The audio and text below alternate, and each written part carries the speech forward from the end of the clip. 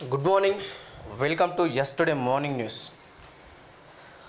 రాష్ట్రంలో phone tapping వ్యవహారం చాలా వరకు కాంట్రవర్సీలు దారి వైపు తీస్తుంది. ఎందుకంటే ఇక్కడ ఫోన్ ట్యాపింగ్ అనేది పోలీసులతో అవుతుందా, బీఆర్ఎస్ పార్టీ శ్రేణుల అధినాయకత్వం వరకు వెళ్తుందా? ఎందుకంటే పోలీసులు తీగలాగితే దొంగ కదిలినట్టు ఎక్కడో ప్రణీత్ రావుని చిన్న విచారణలో తీసుకొని ఆ ఉన్నతాధికారుల పైన కూడా కేసులు పెట్టడం జరిగింది. రైట్, చూడాలి. ఎందుకంటే గతంలో 10 సంవత్సరాలు బీఆర్ఎస్ పరిపాలించింది కాబట్టి ఆ కేసులు కూడా వాళ్ళ చుట్టే తిరిగే అవకాశాలు ఏమైనా ఉన్నాయని వేచి చూడాల్సిన అవసరం ఉంది. ప్రధానంగా ప్రతి పేపర్లో గత 3 రోజుల నుంచి ఫోన్ ట్యాపింగ్ వ్యవహారమే తెరపైకి వస్తుంది. అలాగే ఆ గులాబీ నేతలకు కూడా కాస్త భయం పట్టుకుంది. ఎంపీ ఎలక్షన్స్ వస్తున్నాయి, పార్లమెంట్ ఎలక్షన్స్. గతంలోనే ఏదైతే అసెంబ్లీ ఎలక్షన్లో బీజేపీ బీఆర్ఎస్ అనే ఒక గట్టి నినాదం తీసుకెళ్ళడం వల్ల బీఆర్ఎస్కి చాలా గట్టి దెబ్బ పడింది. ఇప్పుడు మళ్ళీ ఈ ఫోన్ ట్యాపింగ్ వ్యవహారం కావచ్చు, లేదంటే కాళేశ్వరం వ్యవహారం కావచ్చు, కేవలం బీఆర్ఎస్ ప్రాంతీయ పార్టీ అనే ఒక మచ్చ తెలంగాణలో ఉంది. ఆ బీజేపీ కాంగ్రెస్ ఈ వాదనకు వీళ్ళ గట్టిగా తీసుకెళ్తే బీఆర్ఎస్కి ఒక్క సీట్ కూడా వచ్చే అవకాశం లేదని చెప్పేసి చాలామంది విశ్లేషిస్తున్నారు. సరే, రాజకీయాలు ఎలా ఉన్నాయనే విషయం పైన మనతో పాటు మాట్లాడడానికి మార్నింగ్ న్యూస్లో కంటెసాయన్న గారు ఉన్నారు. ఒకసారి మనం మార్నింగ్ న్యూస్లో ప్రధాన పేపర్లు, ప్రధాన వార్తలు చూసే ప్రయత్నం చేద్దాం. ముందుగా ఈనాడు, ప్రణీత్ బృందం ప్రైవేట్ దందా, హవాలా సొమ్ము తరలిస్తున్న వారి నుంచి భారీగా వసూలు, ట్యాపింగ్ను సొంతానికి వాడుకున్నట్లు అనుమానం. గతంలో నమోదైన హవాలా కేసుల వివరాలు సేకరణలో దర్యాప్తు అధికారుల నిమగ్నం. నిజంగా గత 3 రోజుల నుంచి ఈ ట్యాపింగ్ వ్యవహారమే తెరపైకి వస్తుంది. ఆ ఫోన్ ట్యాపింగ్ వ్యవహారం అదే ఆ ప్రభుత్వ హయాంలో వాళ్ళకు సంబంధించిన వ్యక్తులను పెట్టుకొని ప్రతిపక్షాల నేతల ఫోన్ ట్యాపింగ్స్ కావచ్చు, లేదా ఇతర వ్యాపారవేత్తల ఫోన్ ట్యాపింగ్ కావచ్చు, ఇట్లా అనేక రకాల వ్యక్తుల యొక్క ఫోన్ను ట్యాప్ చేస్తూ వాళ్ళ యొక్క సమాచారాన్ని అంతా దొంగిలిస్తూ దానికి సంబంధించి వాళ్ళ యొక్క అంటే అందులో ఉన్న అటువంటి సమాచారాన్ని దగ్గర పెట్టుకొని ఇక వాళ్ళు దాన్ని ఇష్టానుసారంగా వాడుకొని వాళ్ళ మీద రకరకాల ఒత్తిడులు పెంచడం కానీ, రకరకాల పద్ధతుల్లో డబ్బులు వసూలు చేయడం కానీ ఇవన్నీ జరిగినటువంటి పరిస్థితి ఉన్నది. ఆ ఫోన్ ట్యాపింగ్ వ్యవహారంలో ఆసక్తికర అంశాలు వెలుగులోకి వస్తున్నాయి. స్పెషల్ ఇంటెలిజెన్స్ బ్రాంచ్ డిఎస్పీగా పనిచేసి సస్పెండ్ అయిన ప్రణీత్ రావు బృందం ప్రతిపక్ష పార్టీల ప్రతినిధుల ఫోన్లపై నిఘా పెట్టడానికి పరిమితి కాకుండా సొంత పనులు కూడా చక్కబెట్టుతున్నట్లు తెలిసింది. వామపక్ష తీవ్రవాదంపై కన్నేసేందుకు సమకూర్చుకున్న అత్యాధునిక సాంకేతిక పరిజ్ఞానం సాయంతో రాజకీయ నాయకుల ఫోన్లు ట్యాప్ చేస్తున్నారన్నది వీరిపై ప్రధాన అభియోగం. ఈ క్రమంలో ముఖ్యంగా హవాలా లాంటి నల్ల బజారు వ్యాపారులు స్థిరస్థి దందాలపైన కన్నేసి భారీగానే దండుకున్నట్లు అధికారులు అనుమానిస్తున్నారు. ఈ బృందం బారిన పడి సొమ్ము పోగొట్టుకున్న వారు మొత్తం వివరాలు సేకరించేందుకు సిద్ధమవుతున్నారు. నేడు కస్టడీ పిటిషన్. ఈ కేసులో అరెస్ట్ అయిన ముగ్గురిని విచారణ నిమిత్తం కస్టడీకి ఇవ్వాలంటూ మంగళవారం పంజాగుట్ట పోలీస్ న్యాయస్థానంలో పిటిషన్ దాఖలు చేయనున్నారు. తొలుత అరెస్ట్ అయిన డిఎస్పీ ప్రణీత్ రావుని ఇప్పటికే 7 రోజుల పాటు కస్టడీలోకి తీసుకొని విచారించారు. ఆయన మరోమారు కస్టడీకి అడిగారు. ఆయనతో పాటు అరెస్ట్ అయిన 5 అదనపు ఎస్పీలు భుజంగారావు, తిరుపతన్నలను కూడా కస్టడీకి ఇవ్వాలంటూ న్యాయస్థానాన్ని కోరనున్నారు. చూడాలి ఈ వ్యవహారం ఇంతవరకు వెళ్తుందో. నిజంగా గతంలో ఉన్న బీఆర్ఎస్ పార్టీ ప్రస్తుతం ప్రతిపక్ష పార్టీ, అక్కడున్న నాయకులపైన కూడా ఈ కేసు మళ్ళీ అవకాశాలు ఉన్నాయని వేచి చూడాల్సిన అవసరం ఉన్నది. వేగంగా అడుగంటుతున్నాయి జూరాల, శ్రీశైలం, నాగార్జున సాగర్ జలాశయాల్లో తగ్గుతున్న నిల్వలు. గోదావరి పరివాహకంలోనూ రిజర్వాయర్లు వెలవెల. వేసవికాలం పరిస్థితులపై ఆందోళన. ఎండల తీవ్రత పెరగడం, ఎగువ నుంచి సన్నని ధార కూడా రాకపోవడంతో రాష్ట్రంలో జలాశయాల్లో నీటి మట్టాలు అడుగంటుతున్నాయి. కర్ణాటకలో కృష్ణానది తీరంలో యాసంగి పంటలకు విరామం ప్రకటించారు. దీంతో పొలాల్లో వినియోగించే నీరు కూడా నదిలోకి రావడం లేదు. గోదావరి పరివాహకంలో ఈసారి వర్షాలు బాగానే కురిసినా డ్యాంలు, చెరువుల్లో నీటి మట్టం తగ్గిపోయింది. రైతులు బోర్ల ద్వారా పెద్ద ఎత్తున నీటిని తోడుతుండడంతో ఉపరితల జలవనరులు ఇంకిపోతున్నాయి. ఎండలు ముదురుతుండడం కూడా ఇందుకు ఒక కారణం కనిపిస్తుంది. 50 రోజులుగా పెరిగిన వినియోగం. రాష్ట్రంలో నీటి వినియోగం భారీగా పెరిగింది. అక్కడక్కడ సాగు చేసిన పంటలను కాపాడుకునేందుకు రైతులు బోర్ల ద్వారా తోడుతున్నారు. పశుగ్రాసానికి, తాగునీటికి, కోళ్ల ఫారాల్లోనూ నీటి వినియోగం పెరిగింది. కృష్ణా పరివాహక ప్రాంతం ఈ ఏడాది ఆశించిన స్థాయిలో వర్షాలు కురవలేదు. ప్రస్తుత నీటి సంవత్సరం జూన్ నుంచి మేలో ఎగువ నుంచి జూరాల 154 టీఎంసీల ప్రవాహం వచ్చింది. శ్రీశైలానికి 115 టీఎంసీలు మాత్రమే వచ్చాయి. ఈ ఏడాది నీటి ఎద్దడి దృష్టిలో పెట్టుకొని నారాయణపూర్ నుంచి కనీసం 5 టీఎంసీలు దిగువకు విడుదల చేయాలని కర్ణాటకను కోరాలని రాష్ట్ర ప్రభుత్వం నిర్ణయించింది. నారాయణపూర్లో 20 టీఎంసీలు నిల్వ ఉన్నాయనేటటువంటి వార్తలు చూడొచ్చు. శ్రీశైలం జలాశయంలో వెనుక జలాలు వేగంగా తగ్గిపోవడంతో నదిలో మేటలు తేలుతున్నాయి. జలాశయం పూర్తి స్థాయి నీటి మట్టం 885 అడుగులకు గాను 810.80 అడుగులకు చేరుకుంది. తుంగభద్ర డ్యాంలో ప్రస్తుతం 5.32 టీఎంసీలు ఉన్నాయి. సాగర్ పూర్తి స్థాయి మట్టం 590 అడుగులు గాను 513.60 అడుగులకు చేరుకుంది. గోదావరి పరివాహంలో ఆ చెరువుల్లో నీటి మట్టాలు పూర్తిగా పడిపోయి సింగూరు జలాశయంలో కొంతమేర నీరు నిల్వ ఉండటం ఊరటనిచ్చే విషయం. శ్రీరామ్ సాగర్ ప్రాజెక్టు నుంచి ఈ దఫా 3 సార్లు ఆ క్రేస్ట్ గేట్లు ఎత్తి దిగువకు నీరు విడుదల చేశారు. గత ఏడాదితో పోలిస్తే ఈసారి 13 టీఎంసీల వినియోగం అధికంగా నమోదైంది. నిజంగా చూడాలి. సంవత్సర కాలం నుంచి వర్షాలు, ఈసారి వర్షం తక్కువ పడింది వల్ల కరువు కర్ణాటకలో వచ్చింది, అదే విధంగా తెలంగాణలో కూడా రాబోతుందని చెప్పేసి మనం వార్తలు చూస్తున్నాం. నిజంగా ఒకవేళ మళ్ళీ కరువు వస్తే 2014కు ముందు ఎలా ఉందో తెలంగాణ అలా చూడొచ్చు అంటారా? ఖచ్చితంగా అదే కనబడుతుంది కదా. ఒకవైపు ప్రకృతి వైపరీత్యాల వల్ల వర్షాలు లేక సరిపడ నీరు జలాశయాల్లోకి రాక ఒకవైపు జలాశయాలు ఎండిపోతున్నటువంటి పరిస్థితి ఉంది. అదేవిధంగా రైతాంగం వేసినటువంటి పంటలకు నీరందక, అదేవిధంగా ఈ పౌల్ట్రీ ఫార్మ్స్కి కానీ లేదా ఇతర జీవాలకు నీరు అందించుకోవడం కోసం వాళ్ళు బోర్లు వేస్తున్నటువంటి పరిస్థితి ఉంది. ఇవాళ 500 ఫీట్ల నుంచి 1000 ఫీట్ల వరకు బోర్లు వేస్తున్నప్పుడు ఆ నీరు అనేది రోజు రోజుకు జలాశయాల్లో కానీ అదేవిధంగా బోర్లలో కూడా నీరంతా అడుగంటిపోతున్నటువంటి పరిస్థితి ఉన్నది అనేది మనం ఈ వార్తలను బట్టి చూస్తే తెలుస్తుంది. రాబోయే రోజుల్లో నీటి కొరత అనేది విపరీతంగా వచ్చే అవకాశం ఉన్నది. కాబట్టి ప్రతి నీటి బొట్టును ఒడసి పట్టుకొని మనం కాపాడుకుంటూ జీవించాల్సినటువంటి అవసరం ఈ ప్రజలందరిపైన ఉంది. ఆ దిశగా ప్రభుత్వాలు కూడా చైతన్యం చేయాల్సినటువంటి అవసరం ఎంతైనా ఉంది. రంజాన్ సందర్భంగా గాజాలో కాల్పుల విరమణ పాటించాలని ఐక్యరాజ్య సమితి భద్రతా మండలి డిమాండ్ చేసింది. దీంతో పాటు బందీలను విడుదల చేయాలని కోరుతూ 10 తాత్కాలిక సభ్య దేశాలు ప్రవేశపెట్టిన తీర్మానాన్ని మండలి ఆమోదించింది అనేది మనం ఇక్కడ చూడొచ్చు. మాస్కోలో ఓ సంగీత కచేరీపై విరుచుకుపడి ప్రజల ప్రాణాలు బలిగొన్న ముస్కరులు రష్యా న్యాయస్థానంలో నేరాన్ని అంగీకరించారు. నిందితుల్లో 3 తీవ్ర గాయాలతో ఉండగా వారిలో ఒకరి చెవి పూర్తిగా తెగి ఉంది. విచారణలో వారిని తీవ్రంగా హింసించి ఉంటారని కథనాలు వెలువడ్డాయి. ఎందుకంటే ఉగ్రవాదులు వాళ్ళు ఒప్పుకుంటారు, మేమే చేసినామని ఖచ్చితంగా ఒప్పుకుంటారు. వాళ్ళు ప్రాణాలకు తెగించే ఇతర ప్రాణాలను తీస్తారని చెప్పేసి ఏదేమైనా అమాయక ప్రజల ప్రాణాలు తీయడం అనేది కరెక్ట్ కాదు. వాళ్ళ సిద్ధాంతాలు ఏమని ఉంటే, వాళ్ళ టార్గెట్స్ ఏమని ఉంటే వాటిని ఫుల్ఫిల్ చేయడం కోసం అమాయకమైనటువంటి పేద ప్రజలను, అమాయకమైనటువంటి చిన్న పెద్ద అనే తేడా లేకుండా ప్రజలలో మానవ బాంబులై పేలుతున్నటువంటి పరిస్థితి చూస్తుంటే మాత్రం అది ఉపేక్షించాల్సిన విషయం కాదు. ఏ దేశమైనా సరే ఇట్లాంటి సంఘటనలు జరగకుండా ఖచ్చితమైన కట్టుదిట్టమైన చర్యలు తీసుకోవాల్సినటువంటి అవసరం ఎంతైంది. ఆ దేశ పౌరులను, ఆ దేశ ప్రజల్ని కాపాడాల్సిన బాధ్యత ఆ దేశ ప్రభుత్వాలపైన ఉన్నది. రంగుల వేడుక సంబరానికి వేదిక. రాష్ట్ర వ్యాప్తంగా హోలీ సంబరాలు సోమవారం ఘనంగా జరిగాయి. చిన్న పెద్ద భేదం లేకుండా అందరూ సంతోషంగా రంగులు చల్లుకున్నారు. రాజకీయ నాయకులు ఉత్సాహంగా వేడుకల్లో పాల్గొన్నారు. ఈ సందర్భంగా హైదరాబాద్ ఉస్మానియా విశ్వవిద్యాలయంలోని ఆర్ట్స్ కాలేజ్ భవనం ఎదుట విద్యార్థులు సంబరాలు చేసుకున్నారు. 10 స్థానాలపై భాజపా గురి. పార్టీ జాతీయ నాయకత్వం పర్యవేక్షణ. వ్యూహాత్మకంగా కొత్త అభ్యర్థుల ఎంపిక, ప్రచారంలోనూ ముందస్తు కార్యాచరణ. లోక్సభ ఎన్నికలను ప్రతిష్టాత్మకంగా తీసుకున్న భాజపా తెలంగాణలో 10 లోక్సభ స్థానాల్లో విజయం సాధించడమే లక్ష్యంగా కార్యాచరణ రూపొందించుకొని ముందుకు వెళ్తుంది. శాసనసభ ఎన్నికల ఫలితాలను పరిగణనలోకి తీసుకున్న పార్టీ గత లోక్సభ ఫలితాలు ప్రాతిపదికగా మెజార్టీ స్థానాలపై ఆశావాహ దృక్పథంతో ఉంది. సికింద్రాబాద్, కరీంనగర్, నిజామాబాద్, ఆదిలాబాద్ సిట్టింగ్ స్థానాలతో పాటు అదనంగా మరో 6 నియోజకవర్గాలపై పార్టీ జాతీయ నాయకత్వం దృష్టి పెట్టింది. రాష్ట్రంలో ముందస్తుగానే ఎన్నికల కార్యాచరణ ప్రారంభించిన అధినాయకత్వం అభ్యర్థుల ఎంపికలోనూ అదే వ్యూహాన్ని అనుసరించింది. అభ్యర్థుల ఎంపిక పూర్తయినందున మొదటి విడత ప్రచార కార్యక్రమాన్ని ముందుకు తీసుకెళ్తోంది. ప్రధాని 2 విడతలుగా ప్రచార సభల్లో పాల్గొనగా అగ్రనేత అమిత్ షా పార్టీ నేతలకు దిశానిర్దేశం చేశారు. రాష్ట్రంలో 17 లోక్సభ స్థానాలకు అభ్యర్థులను ఖరారు చేయడంలోనూ భాజపా ప్రత్యేక పంతాలు సాగింది. ప్రధానంగా విజయ అవకాశాలను దృష్టిలో ఉంచుకొని కొత్త వారికి ప్రాధాన్యం ఇచ్చింది. ఇతర పార్టీల నేతలను చేర్చుకునేందుకు జాతీయ నాయకత్వమే స్వయంగా రంగంలోకి దిగింది. 2 బారాస సిట్టింగ్ ఎంపీలతో పాటు అదే పార్టీకి చెందిన మాజీ ఎంపీలు, మాజీ ఎమ్మెల్యేలను పార్టీలో చేర్చుకుంది. 1 లోక్సభ స్థానం మినహా అన్ని స్థానాల్లో లక్ష్యం మేరకు చేరికల ప్రక్రియను ముందుకు తీసుకెళ్తున్నట్లు పార్టీ నేతలు పేర్కొంటున్నారు. టికెట్ల కేటాయింపులు, సమీకరణలు.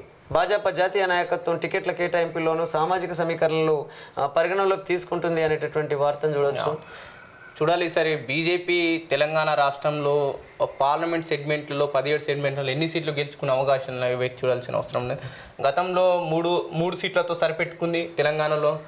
ఇప్పుడు మళ్ళీ ఎక్కువ సీట్లు గెలిచే అవకాశాలు ఏమున్నాయని చాలా వరకు ఏ పార్టీ గెలిచినా అందులో సామాజిక న్యాయం పాటించకపోతే బలయ్యేదంతా బీసీలు, ఎస్సీలు, ఎస్టీలు, పేద ప్రజలు, ఓసీలో ఉన్న పేద ప్రజలు. కాబట్టి ఇక్కడ బీజేపీ అయితేంది, కాంగ్రెస్ అయితేంది, లేకుంటే బీఆర్ఎస్ అయితేంది, ఇంకో పార్టీ అయితేంది, ఏ పార్టీ అయితే పార్టీ ఏదైనా ప్రజలకు న్యాయం జరగాలి, పార్టీ ఏదైనా సామాజిక న్యాయం జరగాలి, పార్టీ ఏదైనా కానీ ప్రజలకు మేలు జరిగే విధంగా వీళ్ళ ఆలోచనలు, వీళ్ళ కార్యాచరణ ఉండాలి. అంతే తప్ప ఇక ఈ పార్టీ వచ్చింది, ఆ పార్టీ వచ్చింది, ఏ పార్టీ వచ్చింది, అన్ని పార్టీల తీరు ప్రజలైతే చూస్తే బీజేపీలో కూడా సీట్ల విషయంలో సామాజిక న్యాయం లేదంటారా? ఖచ్చితంగా లేదు. ఇక్కడ కనబడుతూనే ఉంది కదా. ఇప్పుడు బీజేపీ పార్టీలో సామాజిక న్యాయం ఉండుంటే అత్యున్నత స్థానాల్లో ఉన్న పదవులలో వాళ్ళని ఒకసారి లిస్ట్ అంతా బయట పెట్టండి. బండి సంజయ్ గారి విషయంలో కూడా మనం గమనించవచ్చు.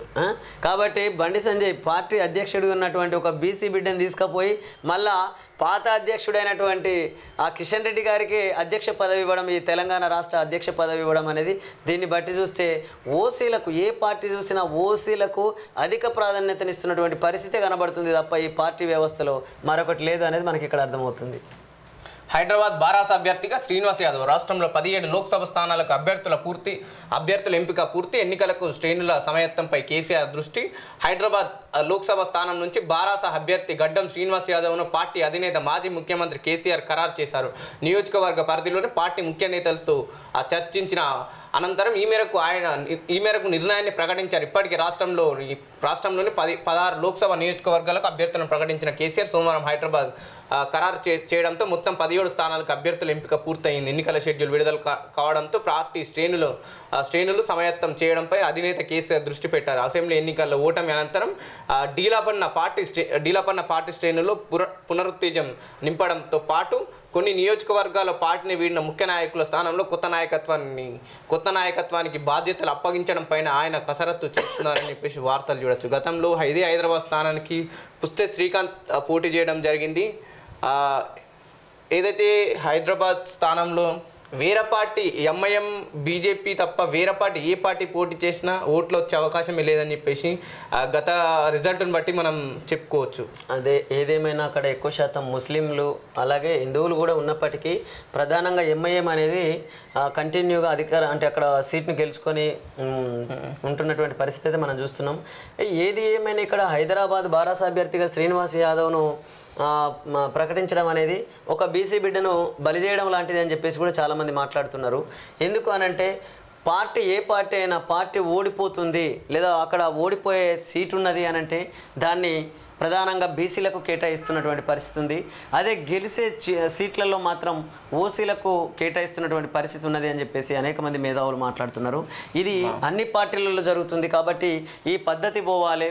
మీరు గెలిచే పార్టీ అంటే గెలిచే టికెట్లనేమో ఓసీలు కేటాయించుకోవడం కానీ లేదా మీరు కేటాయించుకోవడం కానీ, అదేవిధంగా ఓడిపోయే సీట్లను బీసీలకు కేటాయించడం, ఇక ఎస్సీ ఎస్టీలను అయితే కదిలించే పరిస్థితి లేదు. ఎందుకు అనంటే వాళ్లకు రాజ్యాంగం కల్పించిన విధంగా ఎస్సీలకు 3 సీట్లు, ఎస్టీలకు 2 సీట్లు అనేవి పక్కాగా ఉన్నాయి కాబట్టి అక్కడ వాళ్ళకు ఉన్నటువంటి సీట్లు వాళ్ళకు ఉన్నాయి. కానీ ప్రధానంగా నష్టపోతున్నది ఎవరు అనంటే బీసీ సామాజిక వర్గాలకు సంబంధించినటువంటి ప్రజలే ఎక్కువ శాతం నష్టపోతున్నటువంటి పరిస్థితి ఎన్నికల వ్యవస్థలో. చాలా వరకు ఒక 2-3 జిల్లాలకే రిజర్వ్డ్ సీట్లు కేటాయించిన ఏదైతే ప్రభుత్వాలు కావచ్చు లేకపోతే పార్టీలు కావచ్చు. సరే, ఇప్పుడు ఒక రిజర్వేషన్ లేని జిల్లాలో నాయకత్వం బలంగా ఉంది, అయితే ఎస్సీ ఎస్టీ సామాజిక వర్గాలకు చెందిన నాయకత్వం గట్టిగా బలంగా ఉంది సార్. అప్పుడు కూడా ఈ నాయకత్వాన్ని తీసి వేరే వాళ్ళని పెట్టాల్సిందేనా కష్టంగా? అంటే ఇక్కడ మనం గమనించాల్సింది ఏంటంటే ఇప్పుడు మెజార్టీ ప్రజలు ఎక్కడైతే ఏ సామాజిక వర్గ ప్రజలు ఎక్కువ ఉన్నారో వాళ్ళకి అక్కడ టికెట్లు కేటాయించాలి అని చెప్పేసి అంటున్నారు. నిజంగానే మరి మెజార్టీ ప్రజలు వాళ్ళే ఉంటారు కదా, అంటే నిరంతరంగా ఇక లైఫ్ లాంగ్ అదే వాళ్ళకే టికెట్ ఉంటే మరి మిగతా ప్రజలకి అవకాశాలు రావద్దా? కాబట్టి ఇక్కడ అట్లా కాదు, రొటేషన్ పద్ధతి రావాల్సిన అవసరం ఉన్నది.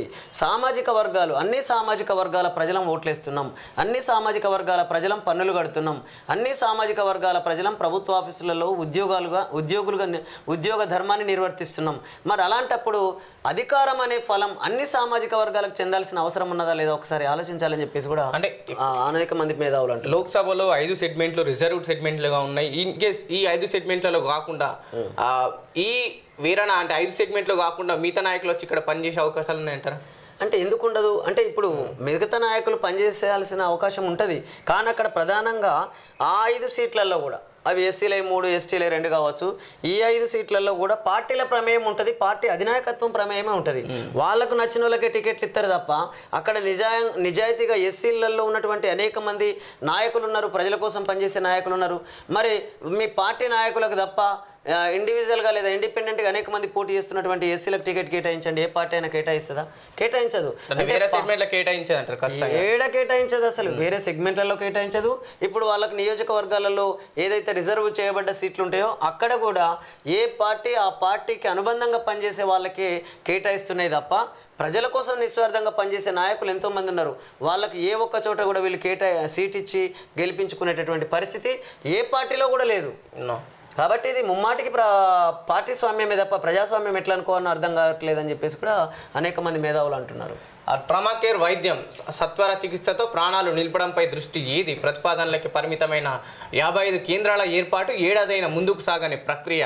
ఆ ప్రమాదాలు జరిగినప్పుడు అత్యవసర వైద్యంతో బాధితుల ప్రాణాలను కాపాడేందుకు అవకాశం ఉన్న ట్రామా కేర్ కేంద్రాల ఏర్పాటు ప్రక్రియ ముందుకు సాగడం లేదు. తెలంగాణ ఎమర్జెన్సీ రెస్పాన్స్ ఇనిషియేటివ్ విధానంలో భాగంగా రాష్ట్రంలో 55 ట్రామా కేర్ కేంద్రాలు ఏర్పాటు చేయాలని ఏడాది క్రితం రాష్ట్ర వైద్య ఆరోగ్య శాఖ నిర్ణయించింది. హైదరాబాద్లోని నిమ్స్తో పాటు 17 బోధనాసుపత్రులు, 21 జిల్లా ఆసుపత్రులు, 16 ఏరియా ఆసుపత్రులు వీటిని ఏర్పాటు చేయాలని తలిచారు. ఈ కేంద్రాలతో పాటు అత్యాధునిక వైద్య సదుపాయాలతో అంబులెన్స్, పూర్తి స్థాయిలో శిక్షణ పొందిన పారామెడికల్ సిబ్బంది అవసరమని గుర్తించారు. ప్రతిపాదనల దశ దాటి ఈ ప్రక్రియ ముందుకు సాగడం లేదని చెప్పేసి ఒక వార్త. నిజంగా ఇది చాలా అవసరం. ఎప్పుడైనా యాక్సిడెంట్ అవుతే చాలా వరకు ప్రైవేట్ హాస్పిటల్లో తీసుకోవడం లేదు. ఇలాంటివి ముందుకు తీసుకెళ్తే చాలా వరకు ఏదైతే ప్రమాదానికి గురైన వారికి ప్రాణాలు దక్కే అవకాశాలు కూడా ఉంటాయి. జాతీయ నేర గణాంకాల సంస్థ 2022 నివేదిక ప్రకారం తెలంగాణలో 21,619 రోడ్డు ప్రమాదాలు జరగగా 7,559 మంది మరణించారు. 21,300 మంది గాయపడ్డారు. దేశంలో జరిగిన ప్రమాదాల్లో మృత్యువాత పడిన వారిలో 11.6% మంది రాష్ట్రంలోని వారే. ప్రమాదాలు జరిగినప్పుడు 24% కేసులు అత్యవసర వైద్యం పరిధిలోకి వస్తాయి. ఘటనా స్థలంలోని మృత్యువాత పడుతున్న వారి సంఖ్య 30% ఉంటుండగా మరో 40% మంది ఆసుపత్రిలో చేరి చికిత్స పొందుతూ 24 గంటల్లోనే మరణిస్తున్నారు. వీళ్ళు ఆసుపత్రికి తీసుకొచ్చే లోపే రక్తస్రావం ఎక్కువ జరగడం వల్ల చనిపోతున్న వారే అత్యధికం. టీవీ ఈనాడులో ప్రధానంగా హైలైట్ చేసిన వార్తలు ఒకసారి మనం ఆంధ్రజ్యోతిలో ప్రధాన వార్తలు చూసే ప్రయత్నం చేద్దాం. నా ఇంటిని ఎర్రబెల్లి లాక్కున్నారు. ఆయన బంధువు పేరిట రిజిస్ట్రేషన్ చేయించారు. పోలీసులతో కిడ్నాప్ చేయించి హింసించారు. అప్పటి టాస్క్ ఫోర్స్ డీసీపీ రాధాకిషన్ రావు, సిసిఎస్ ఏసీపీ ఉమామహేశ్వరరావు బెదిరించారు. ఆ సెంట్రల్ క్రైమ్ స్టేషన్లో 3rd డిగ్రీ ప్రయోగించారు. 50 లక్షల నగదు వసూలు చేశారు. సీఎం రేవంత్కు వ్యాపారి శరణ్ చౌదరి ఫిర్యాదు. దుబాయ్ నుంచి ఈమెయిల్, ప్రభుత్వం సీరియస్, దర్యాప్తు చేయాలంటూ డీజీపీకి ఆదేశాలు జారీ. మాజీ మంత్రి ఎర్రబెల్లి దయాకర్ రావుపై బీజేపీ రాష్ట్ర ఎగ్జిక్యూటివ్ సభ్యుడు, హైదరాబాద్ బంజారాహిల్స్కు చెందిన వ్యాపారి శరణ్ చౌదరి తీవ్ర ఆరోపణలు చేశారు. ఏడాది క్రితం అప్పట్లో మంత్రిగా ఉన్న ఎర్రబెల్లి తనను బెదిరింపులకు గురి చేసి తన ఇంటిని తన బంధువుల పేరిట రాయించుకున్నారని ఇబ్బందికి ఇందుకు అప్పటి పోలీసు ఉన్నతాధికారులు ఎర్రబెల్లికి సహకరించారని ఆరోపించారు. ఇల్లును బంధువుల పేరిట రిజిస్ట్రేషన్ చేయించడంతో పాటు తనను సిసిఎస్లో ఉంచి బలవంతంగా 50 లక్షల నగదు ట్రాన్స్ఫర్ చేయించుకున్నారని వాపోయారు. ఈ మేరకు దుబాయ్ నుంచి శరణ్ చౌదరి సీఎం రేవంత్, డీజీపీ రవి గుప్తాకు వేర్వేరుగా ఈమెయిల్ ద్వారా ఫిర్యాదు చేశారు. ఆ ఎస్ఐబి ఫోన్ ట్యాపింగ్ కేసులో ఆరోపణలు ఎదుర్కొంటున్న పరారులో ఉన్న అప్పటి టాస్క్ ఫోర్స్ డీసీపీ రాధాకిషన్ రావు అప్పట్లో హైదరాబాద్ సిసిఎస్ ఆర్థిక నేరాల విభాగాన్ని పర్యవేక్షించిన ఏసీపీ ఉమామహేశ్వరరావు తనను తీవ్రంగా హింసించారని ఫిర్యాదులో శరణ్ పేర్కొన్నారు. అప్పటి ఏసీపీ ఉమామహేశ్వరరావు తనను కింద పడేసి బూటు కాళ్ళతో తన్నారని చెప్పేసి ఆరోపణలు చేస్తున్నారు. నిజంగా రేవంత్ రెడ్డి మాత్రం ఇది ఆరోపణని తీసుకుంటాడా? నిజంగా విడిచిపెట్టే అవకాశాలు లేదనుకుంటున్నాను. ఎందుకంటే ఓటుకు నోటు కేసులు ఇరుక్కోవడానికి ప్రధాన కారణం ఎర్రబెల్లి దయాకర్ రావు. ఆ చర్య అయితే కాస్త ఇంకా చూపించుతాడు అనుకోవచ్చు మనం. చూద్దాం రాబోయే రోజులలో వీళ్ళ కుట్రపూరిత రాజకీయాలు ఉంటాయా, లేకుంటే ప్రజాస్వామ్యబద్ధంగా ప్రజలకు పరిపాలన అందించాలనే ఆలోచనతో ఉంటాయా అనేది కొంతకాలం వెయిట్ చేస్తే కానీ మనకు అర్థం కాదు. రేవంత్ ఇంటిపై ప్రణీత్ నిఘా. ఇజ్రాయెల్ నుంచి ట్యాపింగ్ పరికరం కొనుగోలు. రేవంత్ నివాసం సమీపంలో ఉన్న అడ్డా. ప్రతి సంభాషణను విన్న అప్పటి అధికారులు. సహకరించిన SIB consultant Ravi Pal. Phone tapping కేసులో దర్యాప్తు ముమ్మరం. సినీ, రియాలిటీ, నగల వ్యాపారుల ఫోన్లు ట్యాప్. ఇదే పద్ధతిలో వ్యాపారులను బెదిరించి ఎలక్టోరల్ బాండ్లను కొనిపించి సేకరణ. మూసి వంతెన కింద లభ్యమైన హార్డ్ డిస్క్లు, భుజంగరావు తిరుపతన్నలను కస్టడీకి కోరే ఛాన్స్, కలిపి విచారించేందుకు ప్రణీత్ రావును కూడా. కర్ణాటక ఎన్నికల్లో కాంగ్రెస్ నేతల ఫోన్ల ట్యాపింగ్. అమెరికా నుంచి ప్రభాకర్ రావు ఫోన్ ట్యాపింగ్ వ్యవహారం ముదరడంతో అమెరికాలో ఉన్న ప్రభాకర్ రావు రాష్ట్ర పోలీసులకు టచ్లోకి వచ్చినట్టు తెలిసింది. ఓ ఉన్నతాధికారికి ఫోన్ కాల్ చేసి నేను క్యాన్సర్ చికిత్స కోసం అమెరికాకు వచ్చాను, జూన్ లేదా జూలైలో తిరిగి వస్తాను. వీరు ప్రస్తుత ప్రభుత్వం చెప్పినట్లు చేస్తున్నారు, నేను గత ప్రభుత్వం చెప్పినట్లు చేశాను, మనమంతా పోలీసులం అని తాను చేసిన పనిని సమర్థించుకునే ప్రయత్నం చేసినట్టు తెలిసింది. తమ ఇండ్లలో సోదాలు వెంటనే ఆపాలని కోరినట్లు సమాచారం. 100%. ఎందుకనంటే ఏ ప్రభుత్వ హయాంలో అయినా సరే ఆ ప్రభుత్వానికి అనుబంధంగా అన్ని వ్యవస్థలలో కూడా కొంతమంది అధికారులు వాళ్ళకు అనుకూలంగా పనిచేస్తున్నటువంటి పరిస్థితి ఉన్నది. కాబట్టి వాళ్ళకి ఎక్కడ పోస్టింగ్ కావాలన్నా కూడా ఉన్నతాధికారులతోని లేదా పైన ఉన్నటువంటి పాలకులతోని వాళ్ళు ఒత్తిడి చేపిస్తూ మొత్తం మీద వీళ్ళు వాళ్ళకు అనుకూలమైనటువంటి పోస్టుల్లో వెళ్ళడం కానీ లేదా ప్రమోషన్ల విషయంలో కానీ ట్రాన్స్ఫర్ల విషయంలో కానీ పాలకుల యొక్క ఒత్తిడి ప్రభుత్వ అధికారుల పైన ఉంటుంది అనేది అది అనేక మంది మేధావులు అంటున్నటువంటి మాట.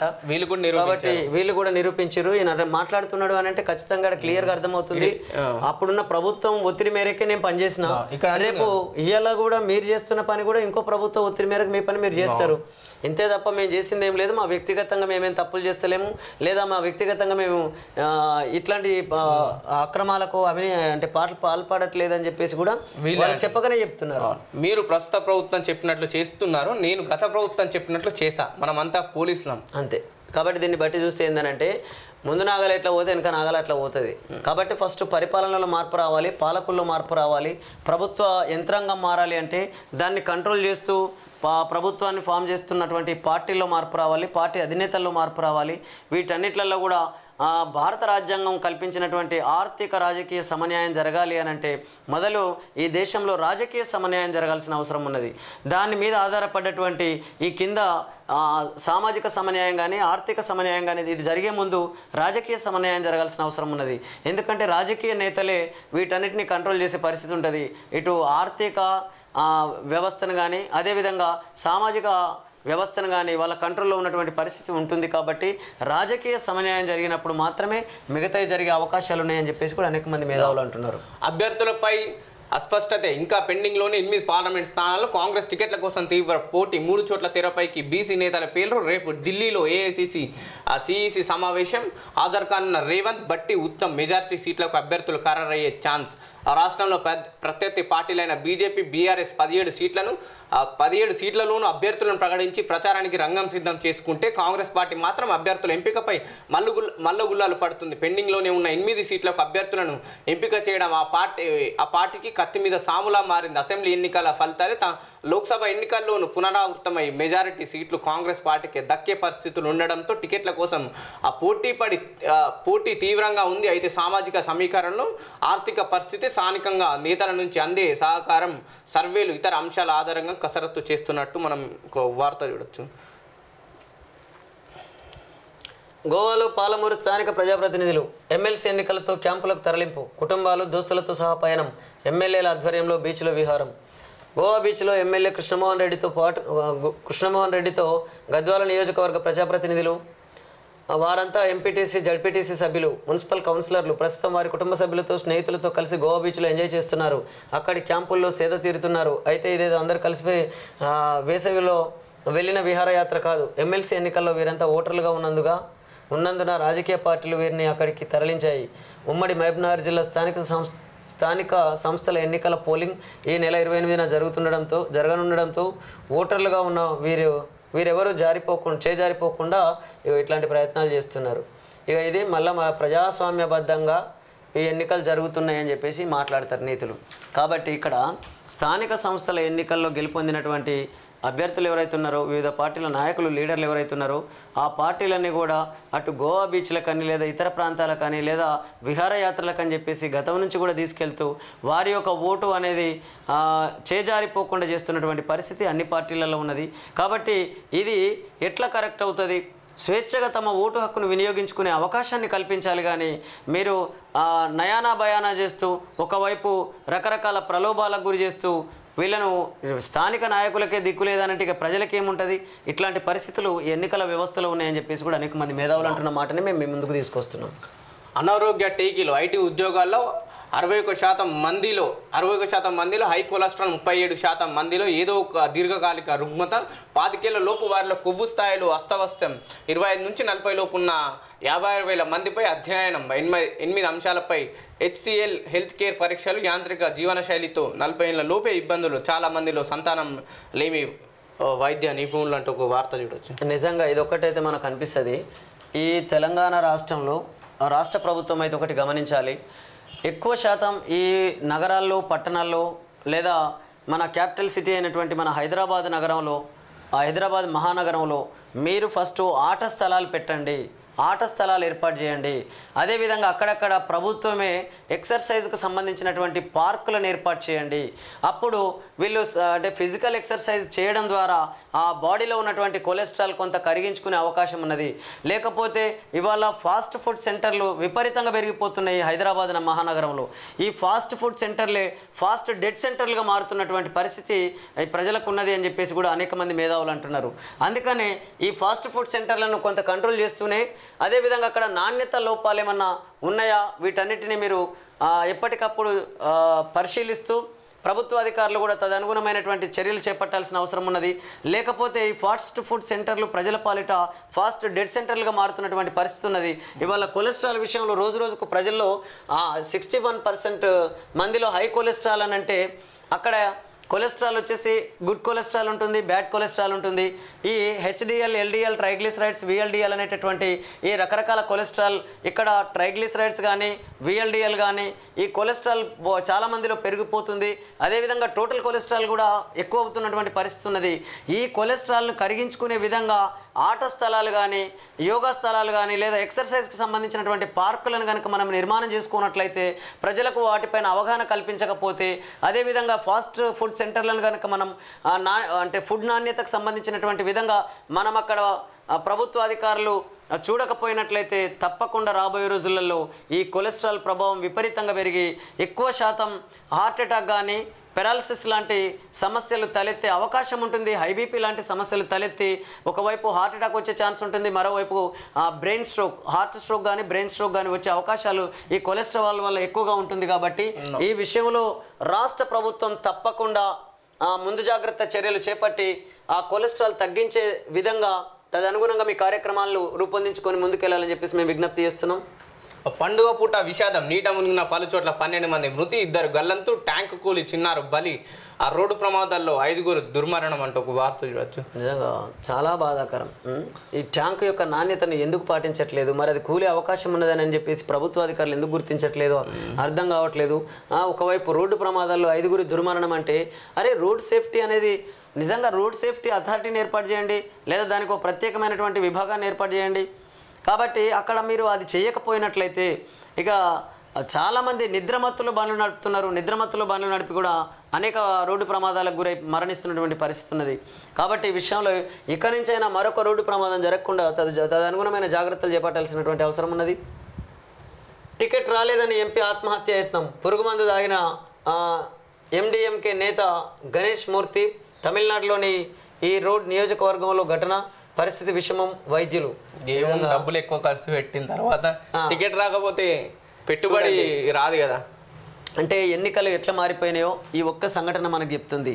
టికెట్ రాలేదని ఎంపీ ఆత్మహత్య యత్నం అని అంటే ఎన్నికల్లో ఏ విధంగా పెట్టుబడులు పెడుతున్నారు, చాలామంది నాయకులు అప్పులు చేస్తున్నారు, వాళ్ళ భూములు అమ్ముతున్నారు, వాళ్ళ జాగాలు అమ్ముతున్నారు, వాళ్ళ బిల్డింగ్లు తాకట్టు పెడుతున్నారు, తీసుకొచ్చి అప్పులు చేసి రాజకీయాల్లో పెట్టుబడులు పెడుతున్నటువంటి పరిస్థితి ఉన్నది. పార్టీ వీళ్ళకి టికెట్ ఇచ్చే అవకాశం ఉన్నదని చెప్పేసి ముందస్తుగానే వీళ్ళు ఆ నియోజకవర్గాల్లో ప్రచారాలు చేసుకుంటున్నటువంటి పరిస్థితి ఉన్నది. ఆ ప్రచార నిమిత్తం విపరీతంగా ఖర్చులు పెడుతున్నటువంటి పరిస్థితి ఉన్నది, అప్పులు చేస్తున్నటువంటి పరిస్థితి ఉన్నది. తీరా టికెట్ దక్కకపోయేసరికి అయ్యో మరి నేను చేసిన అప్పు ఎట్లా తీరాలి అని చెప్పేసి వాళ్ళు చివరికి ఆత్మహత్య ప్రయత్నాలు చేస్తున్నటువంటి పరిస్థితి ఈ ఎన్నికల వ్యవస్థలో ఉన్నది అని అంటే, మరి ఈ ఎన్నికలను ప్రజాస్వామ్యబద్ధంగా జరుగుతున్న ఎన్నికలు అనుకోవాలా, లేకపోతే ధనస్వామ్యంతో కూడిన ఎన్నికలు అనుకోవాలా, అర్థం కానటువంటి పరిస్థితి ఉన్నది అని చెప్పేసి అనేక మంది మేధావులు అంటున్నారు. కాబట్టి ఇప్పటికైనా ఈ ప్రభుత్వాలు తేరుకొని, అనేక మంది మేధావులు తేరుకొని ఈ రాష్ట్రంలో కానీ ఈ దేశంలో కానీ ఆర్థిక సామాజిక పరిస్థితులకు అనుగుణంగా రాజకీయ వ్యవస్థను కనుక రూపొందించుకున్నట్లయితే ప్రజాస్వామ్యబద్ధంగా ప్రజలకు పరిపాలన అందే అవకాశం ఉన్నది. లేకపోతే పార్టీలు పెట్టుకొని అత్యంత ధనవంతులు ఇగో ఇట్లా డబ్బులున్న వాళ్లకు వాళ్ళు బీఫామ్లు అమ్ముకొని టికెట్లు కేటాయించుకొని ఎన్నికల్లోకి వస్తూ నిజంగా పెట్టుబడులు పెట్టి రాజకీయాల్లోకి వస్తున్నటువంటి నాయకులు రాబడి కోసమే ఆలోచించే అవకాశం ఉంటుంది తప్ప పేద ప్రజలకు న్యాయం ఎట్లా చేస్తారు, ప్రజలందరికీ పరిపాలన ఏ విధంగా అందించగలుగుతారో ఒక్కసారి ఆలోచించాలని చెప్పేసి విజ్ఞప్తి చేస్తున్నాం. పట్నం గొంతెండుతుంది. మండుతున్న ఎండలతో మున్సిపాలిటీల్లో నీటి కటకట. మార్చి నెలాఖరుకే భారీగా తగ్గిపోయే సరఫరా. కోదాడ మున్సిపాలిటీల్లో 69%, నిర్మల్లో 44% తగ్గుదల. ఖమ్మం, కరీంనగర్లో 20 మంది, 20 నుంచి 30% దాకా లోటు. మున్సిపాలిటీలలో తాగునీటి సమస్యపై నేడు CDMA సమీక్ష. హైదరాబాద్ నగరానికి ఇబ్బంది లేకుండా కార్యాచరణ. ఏప్రిల్ తొలి వారం నుంచి సాగర్ నీటి అత్యవసర పంపింగ్. నిజంగా ఇప్పుడున్న ప్రభుత్వం కావచ్చు అని రాజకీయ నాయకులు దీని విషయం పైన, పట్నం మున్సిపాలిటీ విషయం పైన కేర్ తీసుకోవాలా. పార్టీల విషయం ఏదైతే నాయకులని పార్టీలోకి తెచ్చుకునే విషయంలో కన్నా వీటిపైన గేట్లు ఎత్తడం కానీ వీటి నీటి సమస్య తీర్చడం కానీ చేస్తే బాగుంటుంది. అంతే కదా. మరి ఇప్పుడు వీళ్ళు పార్టీలలో ఉన్నటువంటి నాయకులను ఇలా పార్టీ గేట్లు ఎత్తేసి అందరినీ ఆహ్వానిస్తున్నటువంటి వాటి మీద ఉన్న శ్రద్ధ ప్రజలకు గొంతెండిపోతుంది. ఇలా పట్నంలో, హైదరాబాద్ మహానగరంలో తాగడానికి నీళ్లు లేనటువంటి పరిస్థితి ఏర్పడుతుంది. వీటి విషయంలో మీరు ఆలోచించండి. అంతే తప్ప మీ పార్టీల గెలిపే లక్ష్యంగా లోక్సభ ఎన్నికల్లో మీరు వేస్తున్నటువంటి మీ అడుగులు చూస్తుంటే ప్రజల సమస్యలను మొత్తం గాలికి వదిలేసిన పరిస్థితి ఉన్నది తప్ప మరొకటి లేదు అని చెప్పేసి అనేక మంది తెలంగాణ బిడ్డలు మాట్లాడుతున్నారు. దాహం ఈసారి తాగునీతికి ఎద్దడే. దక్షిణాది పలు రాష్ట్రాల్లోనూ అడుగంటుతున్న జలాశయాలు 10 ఏళ్ల సగుట కన్నా తక్కువ. వర్షాభావ పరిస్థితులే కారణం. జల సంక్షోభం దిశగా దేశం. తాగునీటితో కారు కడిగారని బెంగళూరులో 22 మందికి 5,000 చొప్పున ఫైన్. ఏప్రిల్ మేలో 4 నుంచి 5 డిగ్రీలు అధికం. ఎండలపైన వాతావరణ శాఖ అధికారి శరణ్ పాత్ర ఏంటి? ఢిల్లీ మద్యం స్కామ్లో డబ్బులేలా చేతులు మారాయి? బీఆర్ఎస్ ఎమ్మెల్సీ కవితపై ఈడీ అధికారుల ప్రశ్నల వర్షం. నేడు కోర్టులో హాజరు.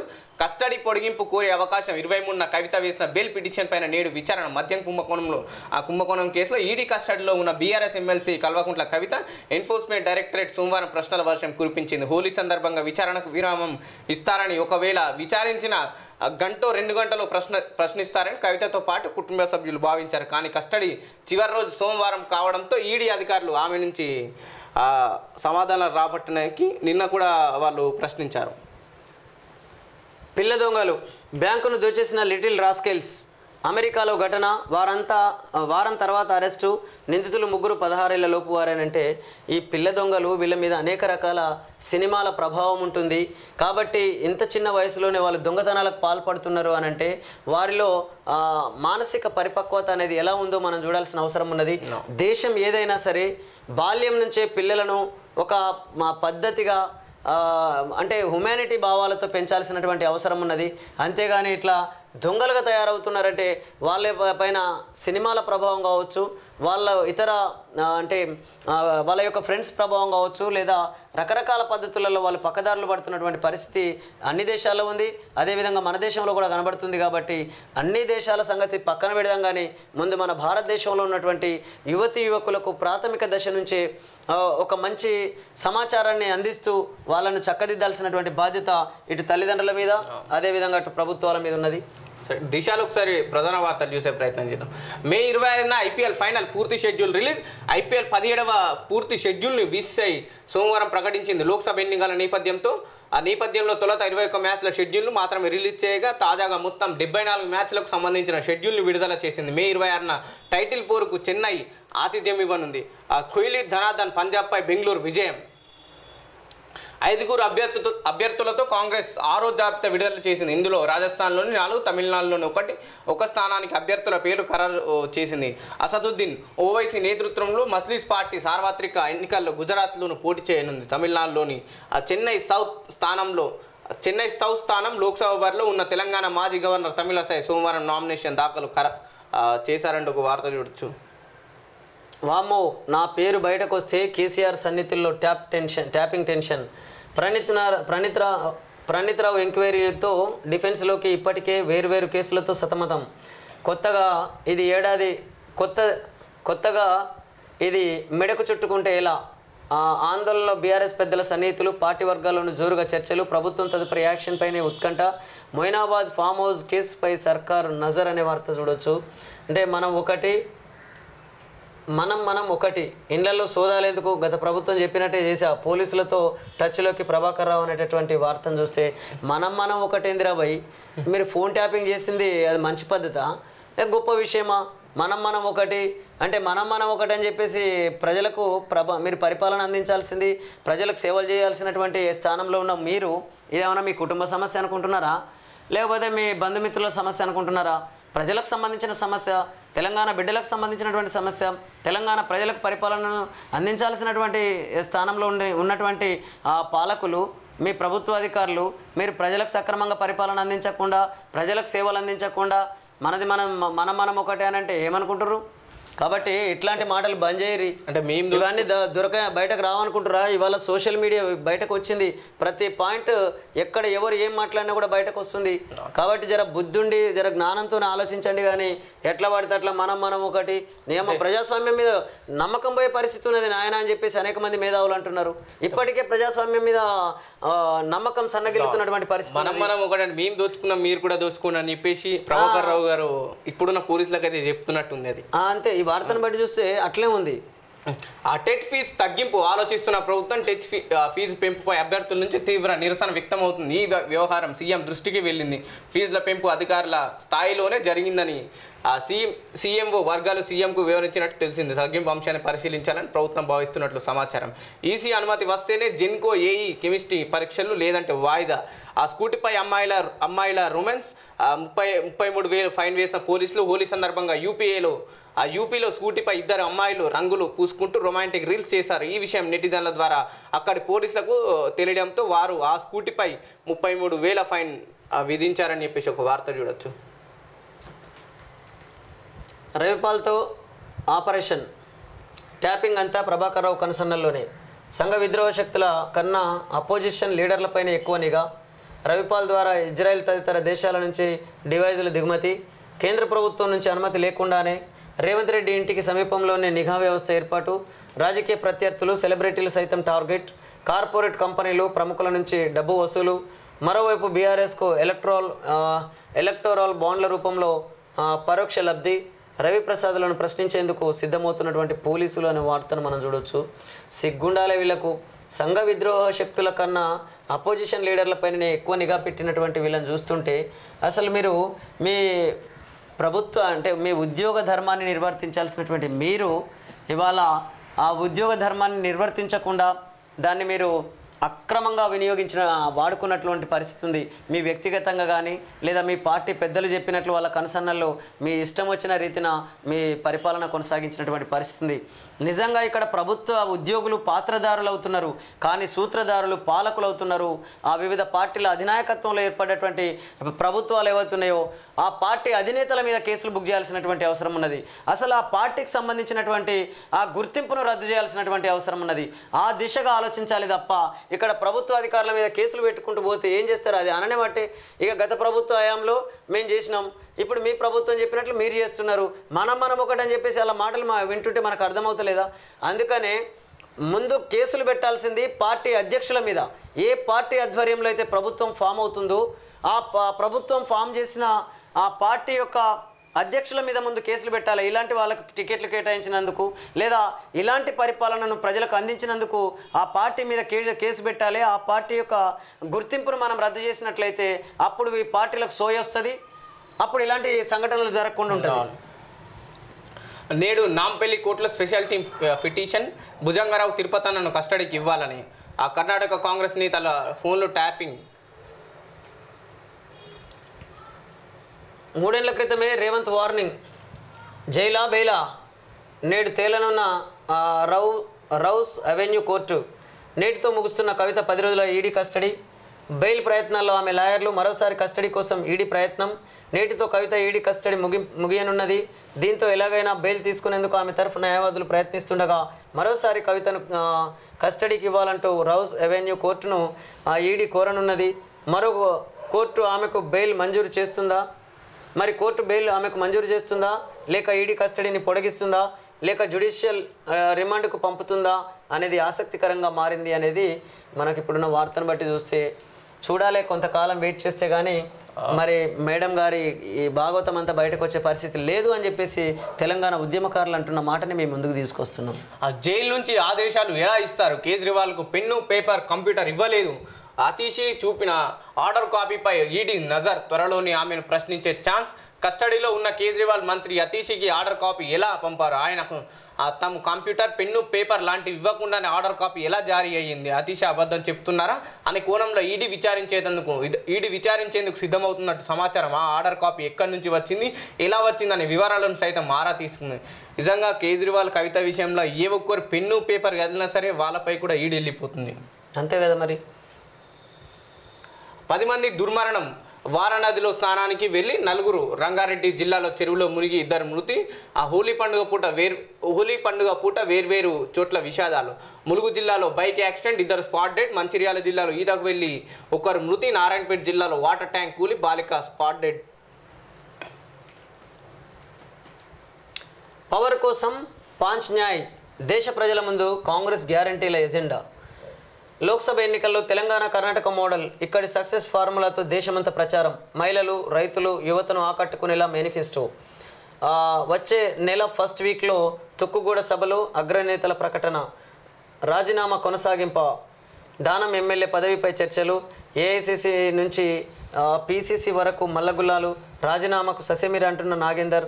విమర్శలు రాకుండా కాంగ్రెస్ జాగ్రత్తలు అనే వార్తను చూడొచ్చు. ఆ గ్యారంటీలతో తెలంగాణ కర్ణాటకలో అధికారం చేపట్టిన కాంగ్రెస్ ఇదే ఫార్ములాను లోక్సభ ఎన్నికల్లోనూ అమలు చేసేందుకు ప్లాన్ చేస్తున్నది. 2 రాష్ట్రాల్లోనూ గ్యారంటీలు విజయవంతంగా అమలవుతున్నాయని దేశమంతా ప్రచారం చేసేందుకు రెడీ అవుతున్నది. ఇందుకోసం పాంచ్ న్యాయ్ పేరిట గ్యారంటీలను సిద్ధం చేసింది. అధికారం చేపట్టిన 100 రోజుల్లోనే వీటిని అమలు చేస్తామని దేశ ప్రజలకు హామీ ఇవ్వనుంది. అసెంబ్లీ ఎన్నికల సెంటిమెంట్తోనే ఏఐసిసి అధ్యక్షుడు ఖర్గే, అగ్రనేతలు సోనియా, రాహుల్, ప్రియాంక చేతుల మీదుగా లోక్సభ మేనిఫెస్టో విడుదల చేసేందుకు ప్లాన్ చేస్తున్నది. అదే అంశంపై సోమవారం గాంధీభవన్లో టీపీసీసీ కార్యవర్గం చర్చించింది. నిజంగా ఈ 6 గ్యారెంటీలు తెలంగాణలో అమలైన తర్వాత తెలంగాణలో ఇంకా ఎన్ని బకాయిలు ఉంటాయి, ఎంత వెనుకబడిపోతుందనే విషయం కూడా చెప్పాలి. పవర్ కోసం పాంచ్ న్యాయం అని చెప్పేసి అని అంటున్నారు తప్ప ప్రజల కోసం పాంచ్ న్యాయం అనేటటువంటి వార్త అయితే కనబడతలేదు. ప్రజల కోసం పాంచ్ న్యాయం ఉండాలి కానీ పవర్ కోసం పాంచ్ న్యాయం ఏంటి అంటే ప్రజలు అవసరం లేదు, ఓట్లేసే దగ్గరనే ప్రజలు కావాలా. సో కాబట్టి ఇక్కడ పవర్ కోసం పాంచ్ న్యాయం కాదు, ప్రజల కోసం పాంచ్ న్యాయం తీసుకురండి. దానికి అనుగుణంగా మీ ప్రభుత్వాలు పరిపాలించే విధంగా మీరు ప్రయత్నం చేయండి. అంతేగాని ఇవాళ పవర్ కోసమే మీ పాంచ్ న్యాయాలు ఉంటున్నాయి, పవర్ కోసమే మీ వాగ్దానాలు ఉంటున్నాయి, మీరు పార్టీ అధికారంలోకి రావడం కోసమే మీ మేనిఫెస్టో ఉంటుంది. ఏ పార్టీ తీరు చూసినా ఇవాళ పవర్లోకి వచ్చిన తర్వాత ఆ మేనిఫెస్టోని మర్చిపోతున్నటువంటి పరిస్థితి ఉంది. వీళ్ళు ఇచ్చినటువంటి గ్యారంటీలు ఏవైతున్నాయో అవి అర్హులైనటువంటి ప్రజలందరికీ పూర్తి స్థాయిలో అందుతున్నటువంటి పరిస్థితి అయితే ఏ పార్టీ చూసినా అది కనబడతలేదు అని చెప్పేసి అనేక మంది మేధావులు అంటున్నారు. అందుకనే మీ పార్టీలు గెలిపే లక్ష్యంగా మీ మేనిఫెస్టోలు తయారవుతున్నాయి, మీ పార్టీ గెలిపే లక్ష్యంగా మీరు వాగ్దానాలు చేస్తున్నారు, మీ పార్టీ గెలిపే లక్ష్యంగా మీరు కులాలను, మతాలను, అదేవిధంగా ప్రాంతీయ విభేదాలను రెచ్చగొడుతూ మీరు ముందుకెళ్తున్నటువంటి పరిస్థితి ఉన్నది, ప్రచారం చేస్తున్నటువంటి పరిస్థితి ఉన్నది. కాబట్టి ఇక్కడ మీ పార్టీ గెలిపే లక్ష్యంగా మీ ప్రణాళికలు ఉంటున్నాయి, మీ ఆచరణ, మీ కార్యాచరణ ఉంటుంది. కానీ ప్రజల లక్ష్యంగా, ప్రజల అభివృద్ధి లక్ష్యంగా మీ పని లేదు అని చెప్పేసి కూడా అనేక మంది మేధావులు అంటున్నారు. ఖచ్చితంగా ఈ పార్టీల్లో, అన్ని పార్టీలలో ఇది మారాల్సిన అవసరం ఉన్నది. బీఆర్ఎస్ క్యాంపు గోవా ఉమ్మడి పాలమూరు జిల్లా. స్థానిక ఎమ్మెల్సీల ఎన్నికల సందర్భంగా గెలుపు కోసం గులాబీ పార్టీ క్యాంపు రాజకీయాలు. స్థానిక సంస్థల ప్రజాప్రతినిధులతో కేటీఆర్ భేటీ. సిట్టింగ్ స్థానం కాపాడుకునేందుకే ప్రయత్నాలు. రజాకాల మాదిరిగా బ్యాంక్ అధికారులు అప్పులు కట్టాలని రైతులకు లీగల్ నోటీసులు. ఇది రుణాలు వసూలుకు సరైన సమయమా? అప్పులు కట్టదు హరీష్ రావు. మీరు సకాలంలో రుణాలు మాఫీ చేసుకుంటే ఇవాళ వడ్డీ పెరిగిపోయి వాళ్ళు డిఫాల్టర్గా మారే పరిస్థితే ఉండకపోయి హరీష్ రావు గారు. కానీ మీరు చేసిన పని ఏంటి? సకాలంలో రుణమాఫీ చేయలేదు కదా. అదేవిధంగా విడతల వారీగా కొంచెం కొంచెం చేసుకుంటూ వచ్చేసరికి ఇక్కడ మిత్తి పెరిగిపోయి చివరికి ఆ రైతాంగం అంతా కూడా డిఫాల్టర్లుగా మారినటువంటి పరిస్థితి ఉన్నది. అందుకని మీరు చేసిన పొరపాట్ల వల్ల, మీ ప్రభుత్వ హయాంలో జరిగినటువంటి పొరపాట్ల వల్ల ఇవాళ అనేక మంది డిఫాల్టర్లుగా మారినటువంటి పరిస్థితి ఉన్నది. అంతేగాని మీరేదో నీతులు మాట్లాడితే ప్రజలు వింటారు, ప్రజల తరఫున రజాకారులుగా మారుతున్నటువంటి బ్యాంకర్లు అనగానే మళ్ళా ప్రజలు మీ మీద సానుభూతితో లోక్సభ ఎన్నికల్లో మీకు ఓట్లేస్తారు అని అనుకోవడం మాత్రం అది భ్రమ. కాబట్టి మీరు చెప్పిన మాటలు, మీ పార్టీ అధినేత కేసీఆర్ గారు చెప్పిన మాటలు, మీరు మీ బావమరిది కానీ మీరు మాట్లాడినే కానీ లేదా మీ మరదలు మాట్లాడిన మాటలన్నీ కూడా ప్రజలందరూ విన్నారు. తెలంగాణ ఉద్యమకారులకు జరిగిన ద్రోహం తెలుసు. తెలంగాణ ఉద్యమకారులను మీరు నిర్లక్ష్యం చేసి తెలంగాణ ద్రోహులకు పదవులు కట్టిపెట్టింది అన్నీ తెలుసు. కాబట్టి ఎట్టి పరిస్థితులలో మీరు మాట్లాడితే తెలంగాణ బిడ్డలు స్వీకరిస్తారని అయితే ఇక్కడ తెలంగాణ ఉద్యమకారులు అనుకోవడం లేదు, తెలంగాణ మేధావులు కూడా అనుకోవడం లేదు. కాబట్టి ఇక నుంచైనా మీరు మాట్లాడు బంద్ చేసి మీ మామ లేదా మీ బావబామ్మారుదులు మీ మరదలు మీరు మాట్లాడడం బంద్ చేయరు. ముందు మాట్లాడి ఆ మాటలు బంద్ చేసి మిగతా వాళ్ళ ద్వారా ఏ విధంగా ఈ ఆర్థిక రాజకీయ సమన్యాయం జరుగుతుందో అటువైపు తీసుకెళ్ళండి. తెలంగాణ ప్రజలకు ఏ విధంగా న్యాయం జరుగుతుందో, తెలంగాణ ఉద్యమకారులకు ఏ విధంగా న్యాయం జరుగుతుందో, తెలంగాణ మహిళలకు ఏ విధంగా రక్షణ జరుగుతుందో వీటి విషయంలో మీరు మిగతా వాళ్ళతో మాట్లాడించండి. కానీ మీరు ఒక్క మాట మాట్లాడినా మీ స్వార్థం కోసం, మీ స్వార్థ రాజకీయాల కోసం, మీరు అధికారంలోకి రావడం కోసమే మాట్లాడుతున్నారు తప్ప నా ప్రజల మీద నిజమైన ప్రేమ లేదు అని చెప్పేసి అనేక మంది తెలంగాణ ఉద్యమకారులు మిమ్మల్ని అంటున్నారు.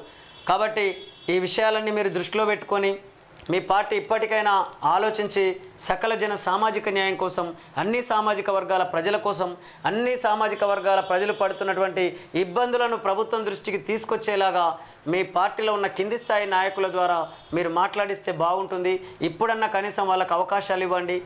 కానీ ఇక మీరే లేదా మీ కుటుంబము, మీ మామ అల్లుడు లేదా బావ బామ్మారుదులు అన్నట్లు కాకుండా ప్రజలందరికీ అవకాశాలు కల్పించాలని చెప్పేసి మీకు విజ్ఞప్తి చేస్తున్నాం. ఇవి ఈ రోజు ఉన్నటువంటి మార్నింగ్ న్యూస్ అప్డేట్. చూస్తూనే ఉండండి ఎస్ టుడే న్యూస్ తెలుగు.